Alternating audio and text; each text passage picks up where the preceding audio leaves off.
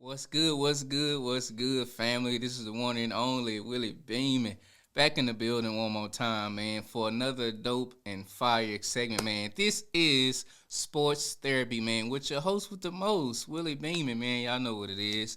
So I'm gonna get into it, man. I definitely wanna hone in. We're gonna kind of switch gears this time. We're gonna talk about a little college football. We know college football right now is definitely hot, especially with a lot of teams that's doing their thing, man. And so I want to kind of highlight somebody, man, who we all know of. We talked about him.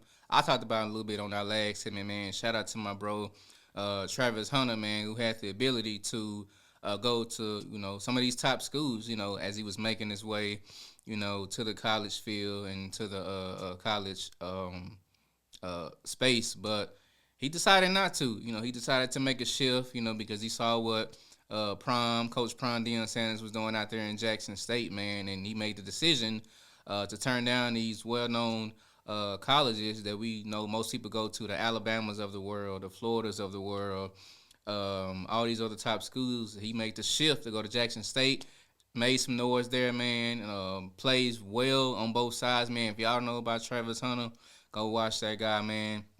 Plays well on both sides, on defense and offense. Did his thing there, and then shifted and followed Coach Prime, man, to Colorado, which actually they're doing their thing right now. Last season, it was a little shaky, man. We were all trying to figure out, man, as sports fans, how Coach Prime, Deion Sanders, man, was gonna elevate Colorado Buffaloes and take them to the next level. They struggled a little bit, but hey, you got to go through to get to, man. That's one thing that my uncle always says. And so, year two, I believe this is they're having an excellent start right now. And I believe, if I'm not mistaken, they have qualified, man, to be in one of the bowl games. I believe that right now they're either 6-2 or 7-2. So, definitely want to keep them focused and make sure that they're doing what they're supposed to be doing. But we're gonna get to it. We're gonna get to it, man. Let's look at what Travis Hunter is doing. Travis Hunter at wide receiver has 46 catches for 561 yards and 6 touchdowns. That's the fifth most receiving yards and third most receptions and receiving touchdowns. Hunter is on the pace for 110 catches, over 1,300 yards, and 14 receiving touchdowns. My boy is balling right now. As a wide receiver alone, those projected numbers are shy of Devontae Smith's 117 catches for 1,856 yards and 23 touchdowns that he had as the last wideout to win the Heisman. Shout out to Devontae Smith, man. But Hunter doesn't play wide receiver only. He also plays defense. That's what I mentioned earlier, man. Somebody who's well gifted, who's shifty, man, on both sides of the ball, man. He's definitely up for that Heisman award. Hunter has been spectacular on both sides of the ball, but the other issue he'll face in the Heisman candidacy is his team winning.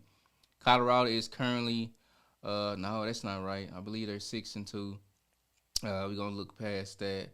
While the Heisman is an individual award and Hunter is spectacular individually on the field, history says he may face an uphill battle to win the award if Colorado doesn't exceed expectations. And so, like I mentioned earlier, I do believe that they're eligible to be a part of one of the bowl games. I'm not sure which one it is. I know that they've shifted over to the SEC, but man, shout out to Travis Hunter, man. Shout out to Coach Prime. Shout out to Shador Sanders, man. That's Deion Sanders' son, who plays quarterback for them, man. He's definitely doing his thing.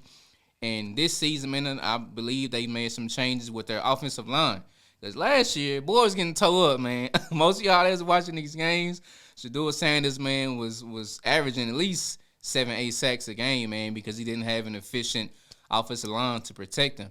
But from what I'm seeing now, the offensive line looks a whole lot better to make sure that the quarterback is protected, because that's the guy who runs the offense, man, who calls certain plays and makes sure people are in place, man, to make sure they're effective on the field. But shout out to the Colorado Buffaloes, man. Shout out to Coach Prime for taking it over, man, and taking that organization, man, to the next level, man. Those guys are definitely over there moving and shaking. But I want to move on and shift to the WNBA, man. The WNBA is something that, or a league that a lot of them don't really get the credit for and get the opportunity to get their shine on. They're really not funded properly. We already know that.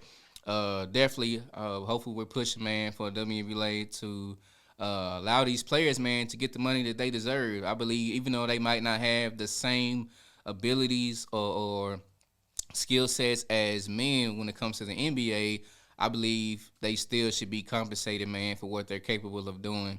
You know, they might not be as exciting. We know the NBA, there's the crossovers, there's the alley oops, there's the dunks, there's all these different elements that go into the NBA, man. But I think the women's game is still exciting to watch. And so I kind of want to get into shout out to the New York Liberty, man, WNBA. We all know one of the greatest players to ever play for the WNBA is Breonna Stewart, a woman who has led them to get their first WNBA title, man, for the New York Liberty, man. Shout out to the New York Liberty, because New York alone, we haven't seen a title in a while. I know the New York Yankees were on the verge of getting, that World Series, but they couldn't get it done. The LA Dodgers, man, knocked them out in this recent World Series. The New York Knicks, man, they ain't won in Lord knows how long. It's been years, man, since the Knicks, man, have won a title. You had the Patrick Ewings of the world. You have the Charles Oakleys of the world, man. You had the John Starks. You had the Allen Houstons of the world who played for the Knicks back in those days. And, of course, we all know we have the I'm trying to remember the guy's name, man. Spike Lee. Spike Lee. He's always courtside. He's a huge New York Knicks fan, man. We know him for film as well, but he's always at the Knicks game, rooting and cheering them on. And then, of course, we already know the guy himself, Stephen A. Smith, man, who's definitely a New Yorker and always rocking with them Knicks, man. But they have a solid team, but I just haven't won in a while. But going back, man, to rooting for and shouting out to New York Liberty, man, for winning that first title. And I kind of want to give some insight. Let's see. When Breonna Stewart says this, it's not just a pregame hype. It's reality of high stakes battle against Nafisa Collier. Shout out to Nafisa Collier, who was on the other side playing for the Minnesota Lynx, man. She's definitely a dominant player as well. Her close friend and former UConn teammate. Together, they've conquered NCAA titles and stood side by side for the U.S. women's basketball team.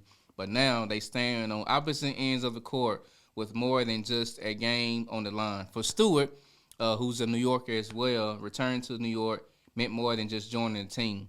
It meant coming home.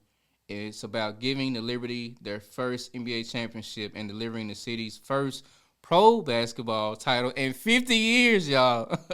In 50 years, man, that is a long drought, man, to get a title in New York itself. And then she quotes, "We're ready to make history," she says, her eyes set on breaking a decades-long drought. And they did that. They did that. Now, I know for those who did watch the game, I watched some clips from it. I was watching on Sports Center, with Stephen A. and Shannon and all those guys mentioning how there were certain calls in the game that were missed.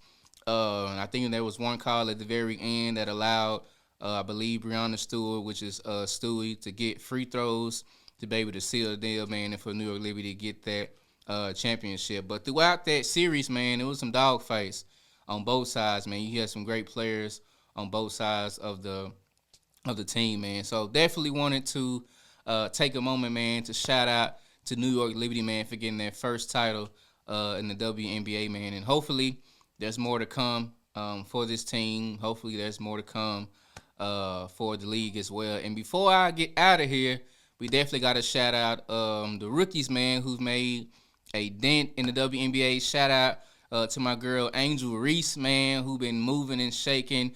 LSU native, man. I believe she won a title with LSU. They beat Iowa. The person that was on that squad was Caitlin Clark. Shout out to Caitlin Clark, man. She's a dog herself. To me, she's like a female Steph Curry, because that chick, man, can shoot from anywhere. She don't care who guarding her.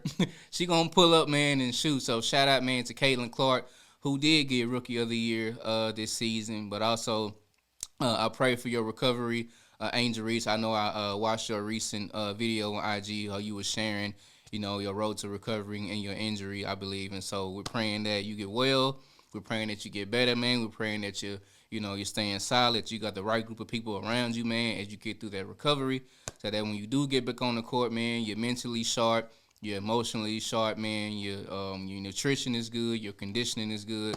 So we can come see you ball, man, because you definitely had put a dent in the squad that you play for, which is Chicago Sky, and I believe Caitlin Clark plays for Indiana Fever. And so, but yeah, they definitely have been the talk of the league, man. Have definitely brought some notoriety to the WNBA, and it's been exciting to watch. And also, shout out to the Dallas Wings, man. Shout out to the Dallas Wings, man, who are here in the great state of Texas. They play at UTA, man. Shout out to the Dallas Wings, who are also doing their thing as well. But yeah, man, just want to get on here and have my TED talk, for this sports world, man. This is sports therapy with your boy Willie Beeman, man. We'll be back next time. Peace.